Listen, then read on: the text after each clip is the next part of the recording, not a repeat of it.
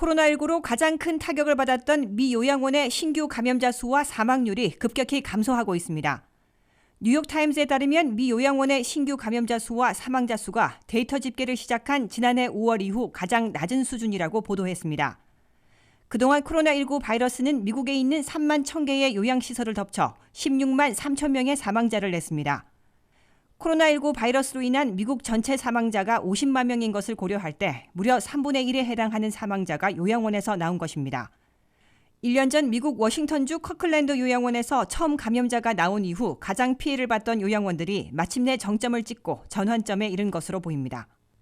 이렇게 피해가 컸던 미국 요양원들은 지난해 12월 백신 접종 우선순위로 선정돼 가장 빨리 백신을 접종한 그룹 중 하나입니다. 그 후 신규 감염률이 극적으로 감소하기 시작해 12월부터 2월 초까지 양로원 신규 감염자 수는 무려 80% 이상 감소했습니다. 이는 일반 인구 감소율의 2배에 달하는 수치입니다. 사망자 수 감소율은 더욱 놀랍습니다. 올 겨울 사망자 수가 급증했었음에도 불구하고 요양원 시설 내부 사망자는 65% 이상 줄었습니다. 요양원 거주자의 신규 감염 사례는 지난 5월 데이터 수집이 시작된 이후 가장 낮은 수준입니다. 미 전역에 있는 수천 개의 장기 요양 시설을 대표하는 미 건강관리협회 최고 의료 책임자인 데이비드 기포드 박사는 요양원에서 벌어진 긍정적 변화는 할 말을 잃을 정도로 놀랍다고 말했습니다. 데이비드 박사는 또 바이러스 취약계층이었던 노인들에게 백신이 확실한 효과를 보이고 있다면서 이는 앞으로 백신을 맞을 다른 사람들에게도 긍정적인 신호라고 덧붙였습니다.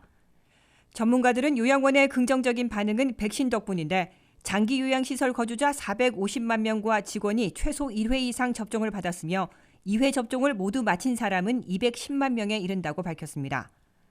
일부 요양원에서는 5명 중 4명이 접종을 마쳤습니다. 코네티컷과 일부 주의 모든 요양원 거주자들이 거의 예방접종을 받았는데 일부 직원과 거주자들은 접종을 거부하기도 한 것으로 알려졌습니다. 그동안 요양원에서의 높은 감염률과 사망률로 가족의 방문이 자유롭지 않을 뿐 아니라 사망 시에 제대로 된 장례식조차 허락되지 않았습니다. 바이러스로 가장 큰 타격을 받았던 요양원이 가장 빨리 바이러스를 극복하는 모습을 보이면서 거주자들이 자유롭게 가족을 만나고 실내 활동을 재개할 날도 얼마 남지 않은 것으로 기대되고 있습니다.